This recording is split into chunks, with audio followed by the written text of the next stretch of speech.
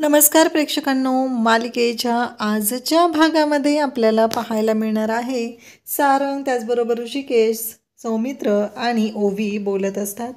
तर सारंगचं असं म्हणणं असतं की मीच ही स्पर्धा जिंकणार आहे, मीच पतंग काटणार आहे, असं सारंगचं म्हणणं असतं. तेव्हा ऋषिकेश म्हणत असतो, बघितलं का कोण बोलतंय?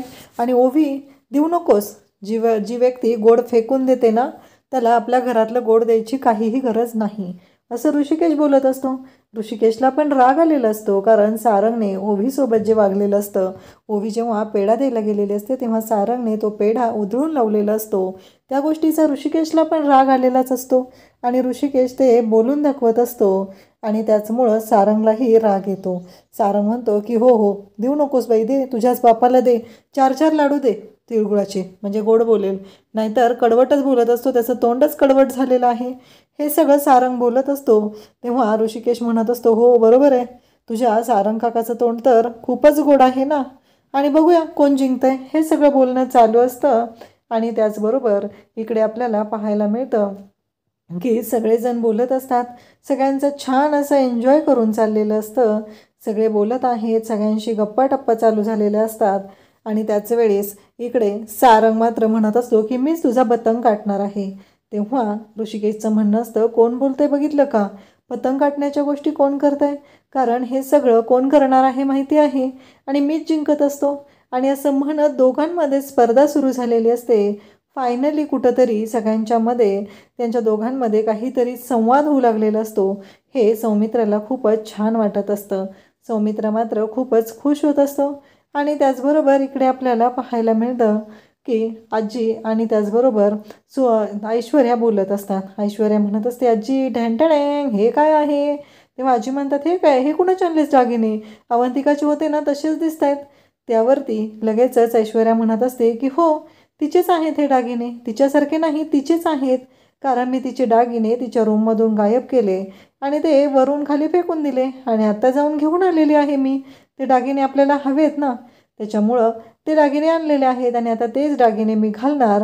आणि त्याचबरोबर ते दागिने घालून मी आता माझी माझी संक्रांत, माझा तेळवा आहे तो गाजवणार, असं ऐश्वर्या आजींना सांगत असते. आजी पण खुश झालेले असतात. आजी म्हणत असतात, हो पण अगं जरा बघ, जरा तुझ्या लक्षात येते का? तेव्हा ऐश्वर्या म्हणत असते की आजी, ते लाडू खाऊन खाऊन पोटात मोठा लाडू होईल. आणि ऐश्वर्याने त्यातला जो नेकलेस असतो वालव्याच्या दागिन्यांचा, तो गळ्यात घातलेला असतो. आणि ते पाहून इकडे आजी म्हणत असतात की अगं ऐश्वर्या, तुझ्या लक्षात येते का? ऐश्वर्या म्हणत असते, काय झालं? तेव्हा आजी म्हणतात, अगं काय झालं बघ बरं जरा ते. आणि मग ऐश्वर्या म्हणते की अगं काहीतरी चावायला लागलंय, मला चावायला लागलंय, असं ती म्हणत असते. तेव्हा आजी म्हणत असतात, मुंग्या लागल्या का बघ, नाहीतर मुंग्या लागतील तुलाच, असं आजी म्हणत असतात. तेव्हा ऐश्वर्या म्हणते, हो गं, हो आजी, खरंच मुंग्याच चावायला लागलेत. आणि ऐश्वर्या तो सगळा दागिन्यांचा सेट आहे तो उचलते आणि म्हणते, आत्ताच्या आत्ता ह्या मुंग्या आहेत ना ह्या काढते. आणि तिच्या अंगावर मुंग्या चावायला सुरुवात झालेली असते. ऐश्वर्याला त्रास होऊ लागलेला असतो. त्या मुंग्या चांगलाच चावा घेत असतात. म्हणजे अवंतिकाची दागिने चोरणाऱ्या ऐश्वर्याची वाट लागलेली असते. तिच्या अंगावरती मुंग्या चावून तिची वाट लावून टाकलेली असते. आणि इकडं आजी मात्र म्हणत असतात, अगं हे काय गं ऐश्वर्या, आता ह्या मुंग्या अशा एवढा चावा घेणार आहे तुझा, लक्षात येते का तुझ्या? तेव्हा ऐश्वर्या म्हणत असते, हो आजी, पण आता काय करायचं?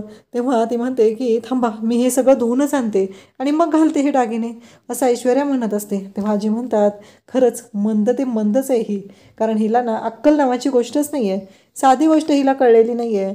हे जर दागिने धुतले तर ते पाण्यात विरघळून जाणार नाहीत का? साखरेचा असतो ना हलवा, ही गोष्ट पण हिला कळत नाही आहे का? असं आजी म्हणत असतात. आणि आजी तिला येड्यात काढत असतात. मला म्हणाली होती ना, लय मोठी अक्कल शहाणी, मला बोलली होती की तुम्हालाच असं होणार आहे, तुम्हालाच तसं होणार आहे, मोठा लाडू होणार आहे तिळगुळाचा, आता बस म्हणावं तशीच, असं आजी म्हणत असतात. त्याचबरोबर आजींचं म्हणणं असतं की काहीही झालं तरीही हिचा मूर्खपणा काही थांबत नाही. इकडं अवंतिका आलेली असते. अवंतिकाला सुमित्रा म्हणत असते, अगं जेवढे जेवढे ऑर्डर घेतात ना त्यांना सगळ्यांना मी विचारलं, पण कोणाकडे हलव्याचे दागिने तयार नाहीत गं. अवंतिका, काय करायचं आता? तेव्हा अवंतिका नाराज झालेली असते. अवंतिका म्हणत असते, माझंच चुकलं आई, मी पण ते दागिने सांभाळून ठेवायला हवं होतं. आता माझा तेळवा कसा होणार आहे, असं ती बोलत असते. तेवढ्यातच तिथे आलेली असते ती सगुणा. सगुणा म्हणत असते, का नाही होणार तुमचा तेळवा, बघा मी तुमच्यासाठी काय घेऊन आलेले आहे. असं म्हणत तिने आणलेले दागिने अवंतिकाला देते आणि म्हणते, हे घ्या हलव्याचे दागिने. अहो आमच्या शेजारच्या ज्या वहिनी आहेत ना त्यांच्याकडून आणलेत, ते छान बनवतात हो दागिने, मग त्यांनी दिलेत पाठवून. तर अवंतिका आणि त्याचबरोबर सुमित्रा म्हणू लागतात, खरंच हे दागिने तुला मिळालेत. तेव्हा अवंतिका म्हणते, हो का, एवढंच काय, आणलेत ना मी, बघा तरी. असं म्हणत तिने दागिन्यांची पिशवी इकडे अवंतिकाच्या हातात दिलेली असते. अवंतिका ते दागिने काढून पाहू लागते. तेव्हा तिला खूप छान वाटतं. ती म्हणते, खरंच आई खूप सुरेख आहेत ना हो दागिने. तेव्हा ती सगळेजण सगुणाचं कौतुक करत असतात. तेव्हा सगुणा म्हणते, माझं नाही हो, त्या वहिनींचं करा. आणि मग ह्या दागिने खरंच खूप सुरेख आहेत, खूप छान आहे, तुझ्यावरती खूप खुलून दिसतील, असं सगळं अवंतिकाला बोललं जात असतं. परंतु अवंतिका म्हणते, पण कोण आहेत त्या वहिनी. तेव्हा अवंतिका म्हणते की आपल्यातल्याच आहेत, खरं तर या घरचा खरा दागिना आहेत त्या. आणि हे म्हणता क्षणी अवंतिका आणि सुमित्राच्या लक्षात येतं की हे सगळं काम कुणी केलेलं आहे. सुमित्रा म्हणत असते, तुझ्या त्या वहिनींना थँक्यू सांग बरं का माझ्याकडून. अवंतिका पण म्हणत असते की खरंच त्यांनी आज दागिने दिलेले आहेत म्हणून माझा तेळवा व्यवस्थित सेलिब्रेट होणार आहे. हे बोलणं चाललेलं असतं. त्याचबरोबर आपल्याला पाहायला मिळतं की इकडे अवंतिका ते दागिने घेते आणि अवंतिकाला आता इकडे सांगितलं जात असतं. अवंतिका म्हणते की मी तयार होऊन येते. अवंतिकाला आनंद झालेला असतो, कारण फायनली अवंतिकासाठी ही आनंदाची गोष्ट असते. तिच्या आयुष्यामध्ये हा आनंदाचा प्रसंग येत असतो, कारण काहीही झालं तरीही अवंतिकाला चांगलंच माहिती असतं की ह्या सगळ्या ज्या गोष्टी आहेत त्या आपल्यासाठी आणलेल्या आहेत आणि एवढा आनंदाचा प्रसंग आहे. त्याचबरोबर इकडे पाहायला मिळतं की हे सगळेजण पतंग उडवत असतात आणि एका सेकंदामध्ये आता सारंगचा पतंग कापला जातो. आणि सारंगचा पतंग कापणारी व्यक्ती असते ती म्हणजे दुसरी तिसरी कोणी नाही तर ऋषिकेश. आणि ऋषिकेश म्हणू लागतो की इतक्या वेळ मी तेच सांगत होतो ना, पण तुला ऐकायचंच नव्हतं, ही स्पर्धा मीच जिंकणार आहे, असं ऋषिकेशचं बोलणं सुरू झालेलं असतं. आणि ऋषिकेश बोलत असतो. त्याचबरोबर ऋषिकेश म्हणत असतो की ही स्पर्धा आहे ती आपल्यासाठीही तेवढीच मोठी आहे. आणि मग इकडे ऋषिकेश लगेचच म्हणतो की शेवटी मीच जिंकलो ना.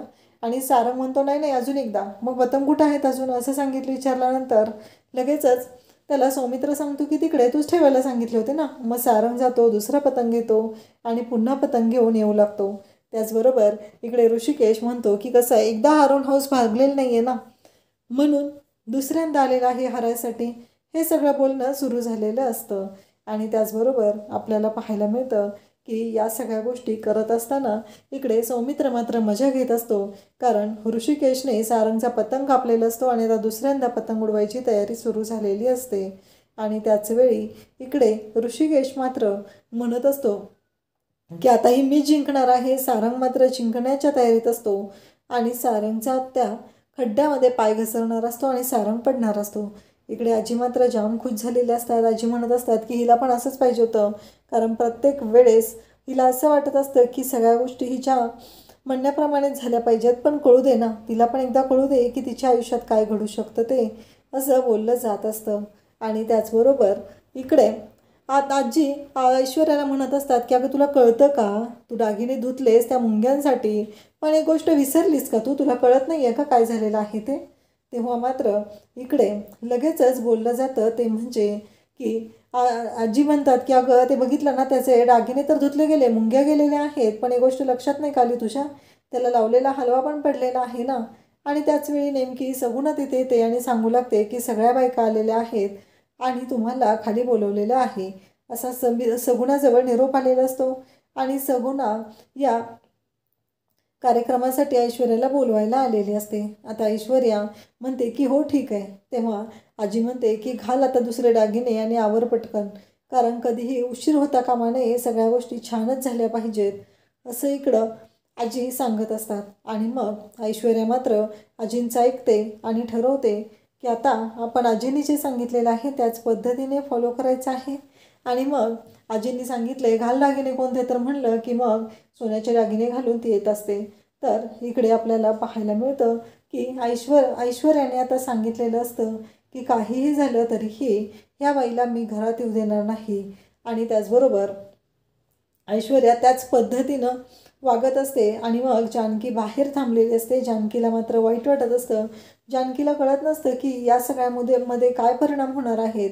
जानकी मात्र बाहेर उभी असते आणि जानकीला पाहून खरं तर तिथे येणाऱ्या बायकांनाही धक्का बसलेला असतो.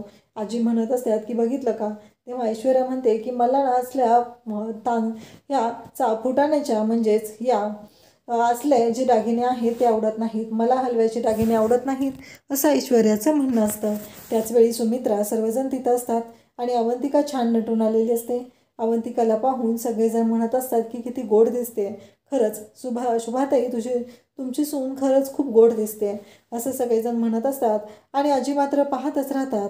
आणि इकडे आता बाहेरून खिडकीतून जानकी हे सर्व पाहत असते आणि तिला काही झालं तरी अवंतिकाला भेटायचं असतं. अवंतिकाशी तिला संबंध असतो म्हणून तिचं हे सर्व चाललेलं असतं. आजी मात्र म्हणत असतात की नाही, काहीही झालं तरीही आता हे सगळं जे काही आहे ते असू द्या, पण अवंतिकाने सोन्याचे दागिने घातलेले आहेत ना, ही गोष्ट पण तेवढीच मोठी आहे.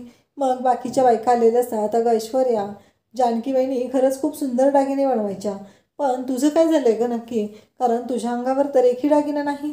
ऐश्वर्याच्या दागिन्या मुंग्यांनी खाल्लेले असतात, त्यामुळे ऐश्वर्याकडे दागिनेच नसतात. ऐश्वर्या प्रयत्न करत असते पण तिच्याकडे काहीही उत्तर नसतं आणि मग ऐश्वर्या मात्र गप्पच बसून राहते.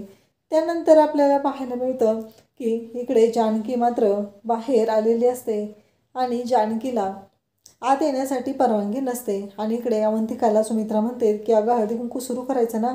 तेव्हा मात्र इकडे अवंतिका म्हणते की अजून 10-15 मिनटं थांबूया, जोपर्यंत जानकी वहिनी येणार नाहीत तोपर्यंत माझा हळदी कुंकू होणार नाही, असं ऐश्वर्या इकडे अवंतिका म्हणत असते. आणि त्याचबरोबर आता घरातील सगळेजण तयार होतात. त्याचनंतर आपल्याला पाहायला मिळतं की सगळेजण तयार तर झालेले असतात. बायका अवंतिकाचं तोंड भरून कौतुक करत असतात. खूप सुरेख दिसते अवंतिका, हे सगळं त्यांचं बोलणं सुरू झालेलं असतं. आणि त्याचबरोबर इकडे आता बाकीच्या बायका बाहेर आलेल्या असतात. त्या जानकीला पाहतात आणि म्हणतात की जानकी वहिनी तुम्ही इथं, आम्हाला तर वाटलेलं तुम्ही येणार की नाही, पण बरं झालं तुम्ही आलात, तुम्हाला भेटून खूपच आनंद झालेला आहे. आणि त्या जानकीला सांगत असतात. तेव्हा जानकी म्हणते अहो मला काय आमंत्रणाची गरज आहे, माझंच तर घर आहे, तुम्ही व्हा पुढे, मी आलेच, असं म्हणत जानकी बाहेर थांबलेली असते. आणि आल्या आल्या त्या बायका जानकीचं बोलणं ऐकतात आणि जानकीला म्हणू लागतात, आणि इकडे अवंतिकाला म्हणू लागतात की जानकी वहिनी मागाशीच बाहेर आलेले आहेत, त्या बाहेर थांबलेल्या आहेत. आणि अवंतिकाला आता कळतं की जानकी बाहेर थांबलेली आहे, जानकीला घेऊन मी घरात येणार आहे आणि जानकीलाच पहिली तिळगुळ आणि पहिला तिथे जो आणलेला आहे ते देणार आहे, म्हणजेच संक्रांतीसाठी ते आणलेला असतो वौसा, ते सर्व देणार आहे असं ती बोलत असते.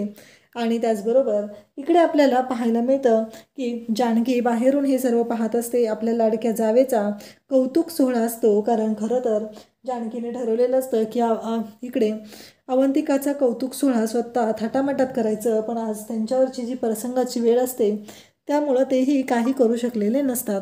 आता सगळेजण इकडे आलेले असतात, सगळेजण बसलेले आहेत. आणि मग इकडे जे ताट आहे ते बनवलेलं असतं आणि ते ताट वंशाचं ताट जे आहे ते पहिलं जानकीला द्यायचं असं अवंतिकाने ठरवलेलं असतं. ऐश्वर्या अजूनपर्यंत खाली आलेली नसते, पण ऐश्वर्यापर्यंत बातमी मात्र नक्की पोहोचलेली असते. तर इकडे पतंग कापायचं काम सुरू असतं आणि पतंग कापताना सारंग पाठीमागं असलेला खड्ड्यात पडणार असतो. त्यावेळी स्वतःचा पतंग बाजूला ठेवून इकडे ऋषिकेश सारंगला मदत करू लागतो आणि सारंगला त्या खड्ड्यातून बाहेर काढतो. आणि सारंगला म्हणू लागतो की एक गोष्ट लक्षात ठेव, जरा पुढे मागे पण बघत जा, पुढे जात असताना मागे फिरून पाहिलं तर बिघडत नाही, असं तो सांगत असतो. आणि त्याचबरोबर इकडे आपल्याला पाहायला मिळतं की ओवी आणि त्याचबरोबर सौमित्र काका म्हणतात की हे तर भांडून आता दोघंजण गेले. तेव्हा सौमित्र ओवीला समजू लागतो की हे बघ ओवी, ते दोघं जरी गेलेले असले तरी त्यांच्या मनात प्रेम आहे, ती गोष्ट आपल्याला कळलेली आहे. आणि त्यांच्या मनातील जे प्रेम आहे ते लवकरच ते ओठांवर पण येईल आणि त्यांच्या भावाभावांचं जे प्रेम आहे ते खूपच स्ट्रॉंग असणार आहे. ओवी पण खुश होते. आणि इकडे अवंतिका धावत येते आणि जानकीला मिठी मारते. खूप गोड दिसतंय तुम्ही असं सांगत असते. तेव्हा जानकी म्हणत असते की थँक्यू. आणि खरं तर जानकीला पण खूप छान वाटत असतं. अवंतिकाला ते दागिने बसलेले आहेत, जानकीने एवढ्या कष्टाने बनवलेले होते. तर आता इकडे ऐश्वर्या आणि आजी राडा करत असतात. जानकी पहिला मान इकडे जानकीला अवंतिका पहिला मान देणार असते, तर ऐश्वर्याने मुद्दाम तिच्या ओटीमध्ये घालायची जी साडी वंशाची साडी असते ती बदललेली असते आणि दुसरा बॉक्स आणून तिथं ठेवलेला असतो.